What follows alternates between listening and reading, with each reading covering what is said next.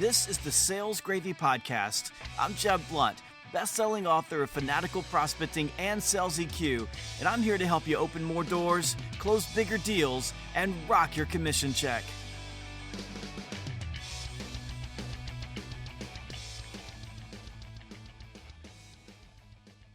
In part 4 of my conversation with Anthony Iannarino, the author of the hit new book, Eat Their Lunch, we talk about mindshare and how you get mindshare and use mindshare to displace your competitors. First, though, I want to remind you about a podcast-only offer for our listeners for Sales Gravy University. With this offer, you can save 50% on any course or any subscription, and hundreds of people are taking advantage of this amazing offer. All you got to do is go to learn.salesgravy.com. That's learn.salesgravy.com, and go check out all our courses. And then when you find the course that you like, just use Gravy123. That's coupon code Gravy123. And one of the courses that I suggest that you check out is the Essentials of Telephone Prospecting. I think you'll love it. It's a course where I teach you everything that you need to know about picking up the phone and getting an appointment with a prospect.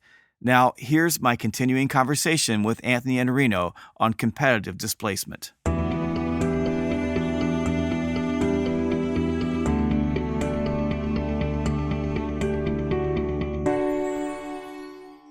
I've watched you on stage dozens of times talk about mind share leading to wallet share. And I want to understand why mind share is so important to stealing customers from your competition. You wrote a whole chapter about this in the book. So can you help us understand exactly what that means for people who don't quite get what mind share is? It's a good question. The way that I view clients is that they've got this lens that they're looking at the world through. And that lens has been shaped by their experience, by what they've heard from other salespeople about how they run their business, their experience in the industry that they're in. And so they have all these beliefs and ideas, and you could call it the status quo. So they have this lens, this is the way we view things. But what you're trying to do in a competitive displacement is just push that lens out of the way and say, let's look at it through this lens. So instead of, can you have clean uniforms here at 7:00, it's, can we make sure that you never have to shut a line down? That's a different lens. Wait a second. That's raising the accountability on my partner beyond anything anybody else has agreed to be accountable for. And if you were to say something like, we can do this, it's going to give them greater efficiency. It's going to give them greater comfort while they're on the line. And we found out that these boots actually end up being better and people are able to work longer with fewer injuries. They're all of these kinds of things. I'm shaping the lens that they're going, wait a second. We should be looking at this from a whole bunch of different things. What's our partner really accountable for? How much are they going to help us improve the results on the floor? Because nobody would talk about that. But if you talk about this, there's all kinds of ergonomic things with uniform design and the comfort for people, how long they can wear something. So there's all kinds of things. So if you start shaping this mind share, then all of a sudden the problem looks different for them. It's not where do I get my uniforms? It's how do I make sure I'm as profitable as I can be on these particular shifts? And it was the same thing in the story that I told you about staffing. It wasn't about, can I get somebody here to help me get some people? It's, I'm shutting lines down, same as yours. So what do you do when you're shutting lines down? You can't ignore that problem. And other people never made the proposition that, look, we'll pay X for people to be standing here, and we'll pay them if we send them home, but you'll still be paying far less than you are shutting the lines down. It's a different level of problem solving. So in Mindshare, what we're trying to do is help them understand. I still know staffing better than anything. There's 11,000 baby boomers retiring every day in the United States. That's 358,000 a month, 4.3 million a year. The generations behind the greatest generation, the baby boomers, are a lot smaller. So the greatest generation had baby boomer children. Baby boomers had fewer children. So there's not as many of us. So you get 200,000 jobs being created in this economy right now, and it takes 350,000 just to replace the baby boomers retiring, which means now you're going to end up with a guy with a man bun and a very greasy beard, taking the place of somebody that had 30 years in a role and all this experience. So you start shaping people's thinking. If this is the tightest labor market since Richard Nixon's first administration, and it is, then what does your recruiting strategy need to look like? What do you want to put on a job board that's going to attract the people that already have the experience if you don't have a great onboarding and orientation and training program in place for people? And these are all things that you know well. So what we're trying to do is change that lens.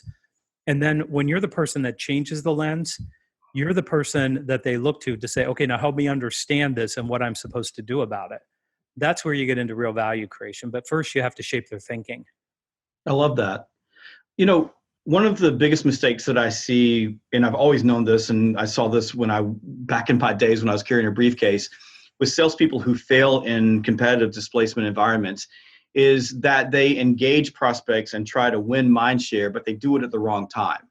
So for me, the science of selling is the numbers and the cadence and the process of getting prospects into the pipeline. That's a science. It's a numbers game, and if you play the numbers game right, it works. The art of sales is getting the right prospect at the right time, and the right time is when a buying window is open, because there are certain places when there is an opportunity to displace your competitor, but not all the time. So for example, if your customer or the prospect just signed a contract with your competitor and it's an exclusive contract, you can go in there and pitch and do discovery and do all these things and go through the entire process and waste a couple of months going through this process, and then even sign them to a contract. But your competitor's lawyers are going to call and say, hey, you can't change. And they're not going to leave you because they are changed for the competitor to go to you, because they're not going to break a contract and get into a legal battle.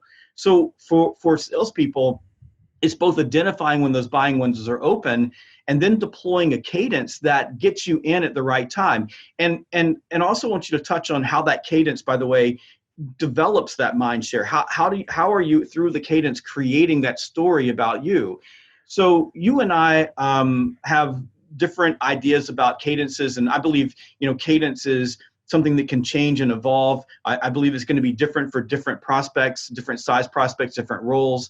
But you've done some really remarkable work around pursuit plans and sequences and cadences with prospecting with respect to competitive displacement or red ocean strategy. Tell me what you recommend, and give us a couple of ideas. Don't reveal everything in the book, but give us some ideas of what salespeople should be doing to get in front of the right prospect at the right time with the right message. I'm only smiling because I know a guy who had a buying window that was closing, and he called the prospective client 52 days in a row.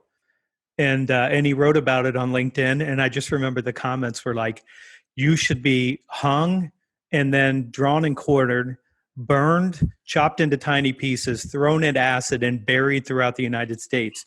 And you did that specifically because the buying window is going to close, and you either got it or you lost it for 5 years. And I think people underestimate the fact that you want to be in front of opportunities. And so the reason we're always hyped up about outbound is because that's how you get in front of opportunities.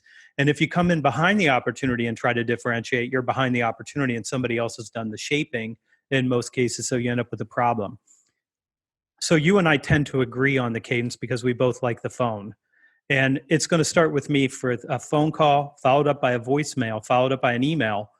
But I'm never asking for anybody to call me back on the voicemail or on the email because it's not their job to call me back. And they're not going to call back. So I have no feeling of disappointment when they don't call because I never expected them to in the first place. Instead, I'm going to tell them I will be calling you back. And it's a little bit of a threat, but it does say, wait a second, this person may be persistent enough to hang in here and actually pursue this business. The second week, I'm going to do another phone call, another voicemail, another email if I don't get them. And I'm still not asking for anything, but I'm getting more personal. I'm probably going to say, Jeb, I have an amazing ability to miss you when you're at your desk, or maybe you're never at your desk, but don't worry, I'll try you again next week. And then they know, wait, he's got a sense of humor and he might actually be a human being, which would be interesting to have a conversation with.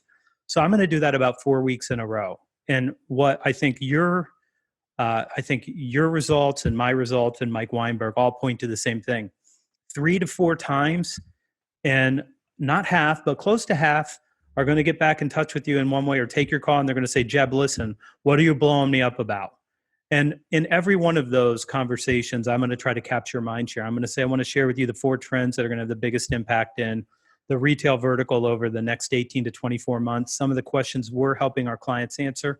And listen, Jeb, even if there's not a next step for us, you're going to challenge your management team to start dealing with some of these things. And you'll know me and you'll know how we think about this. Should you need anything? What do you look like Thursday? I mean, I'm going to tell them I got value to offer outside of pitching my company. And the reason we come in with something like 4 trends or a strategic conversation is because I have to trade enough value to get your time. And I'll challenge you as a business owner to answer this question. If a salesperson calls and says, Jeb, love to introduce myself, tell you about my company, that's one thing. But I'll give you the other example. HubSpot called me and they said, you're one of the biggest sales influencers.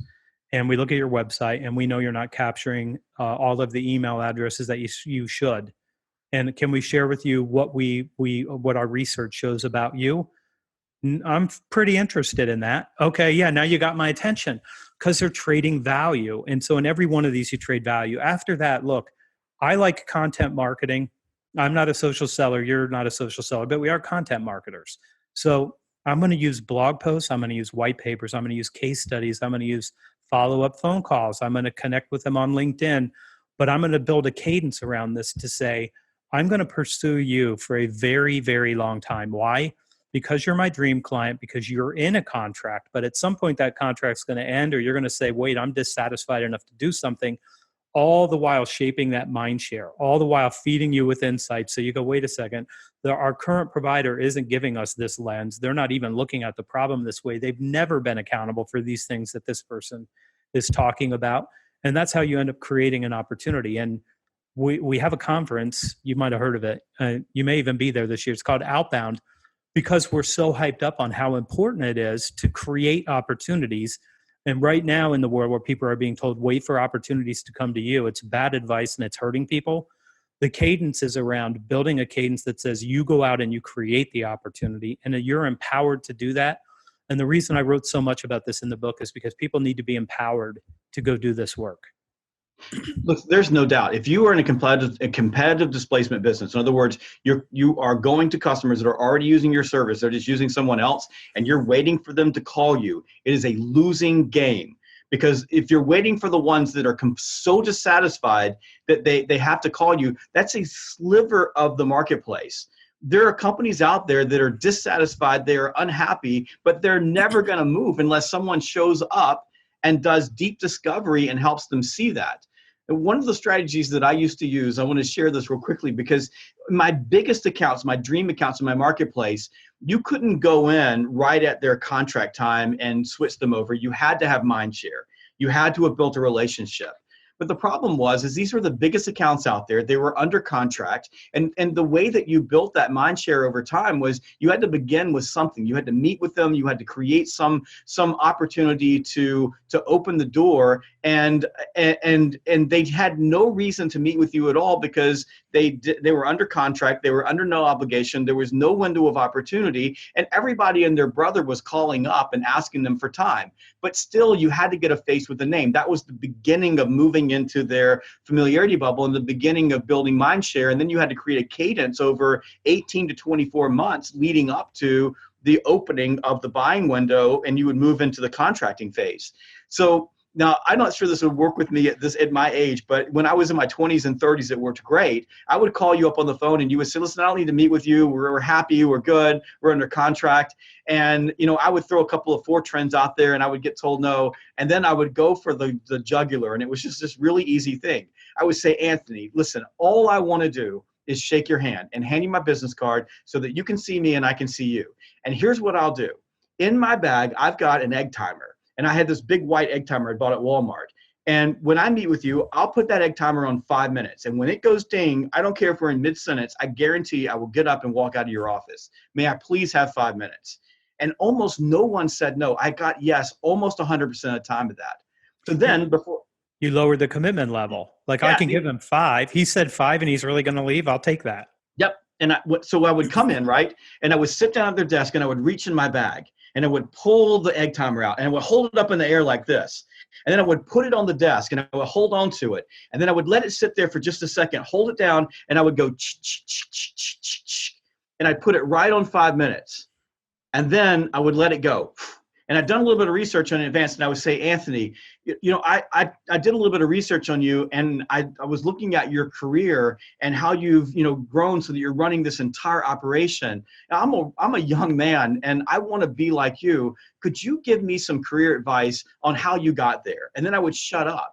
You're going to need to turn the egg timer off. About a minute in, the guy would say, turn the damn thing off. And an hour and a half later, I would walk out the door and I'd made a friend, and then I would begin, a cadence in. So it was, I know it sounds weird, but it was just using whatever I could to get face to face with my dream client in order to get in the door. And like you said, I'd lower the commitment level, but I don't think that people, at least today, and this is like you were talking about outbound, really understand that you have to operate at that level in competitive displacement, or you're always going to be mediocre. You're always going to be average, and you're always going to be picking up the crumbs of your competitors. You've got to get ahead of the curve. And you have, it was fun. Everybody laughed at the egg timer. Everybody had a good time with it. But I never walked out with at least 45 minutes of the person talking. Sure. I've got this book over behind me called Atomic Habits by a local guy here, James Clear. Very smart book. You can get him. I think he's jamesclear.com. Very, very smart kid. Great writer. Makes me jealous as a writer. I interviewed him here for the podcast. And in the book Atomic Habits, there's something like 11 million nerve endings coming into the brain to bring in information. 10 million of them come from your eyes. Okay, so what does that tell you about a physical presence and the impact that might have on preference? And then you show up and you're funny and you got an egg timer and you like people, and Jeb does like people. Come to Outbound, he'll take a selfie with you. You might get to take a selfie with him, but he'll take one with you too, because he likes people. And he's charming, and I've listened to him talk to clients, so I'm telling you this while it's only you and I here, except for all these people that are going to be listening to this later on. He's charming right out of the gate. Like his first move is charm. Like energy's good. He's smiling. He's happy to be doing what he's doing. It just makes it easy to create a preference. And then they're thinking, well, who do I want to work with? How am I going to do this? And he gave himself, in the story you just told, an 18-month head start. Because if you're down to 60 days, hard to think about changing because I have too little time to do it. But 18 months, we have a lot of time to get to know each other, have conversations. I can do the shaping of mindshare. I can try to create value for you. I can be visible. You can start stacking the deck in your favor. I think too many people think because Amazon's transactional and people buy a lot that they can be transactional. But if you're buying a book and it's $19, not a lot at stake. If you're changing the partner that helps keep your business running, a lot more at stake. Maybe you don't want to do that and treat it like it's a $17 sale. Thank you so much for joining me for this episode of the Sales Gravy podcast, and come back for part 5 of my conversation with Anthony, where we do a deep dive into the most important component of competitive displacement. And don't forget to go to salesgravy.university at learn.salesgravy.com. That's learn.salesgravy.com and claim your 50% off coupon with Gravy123. That's code Gravy123, and you can take any course or choose any subscription in our catalog for 50% off.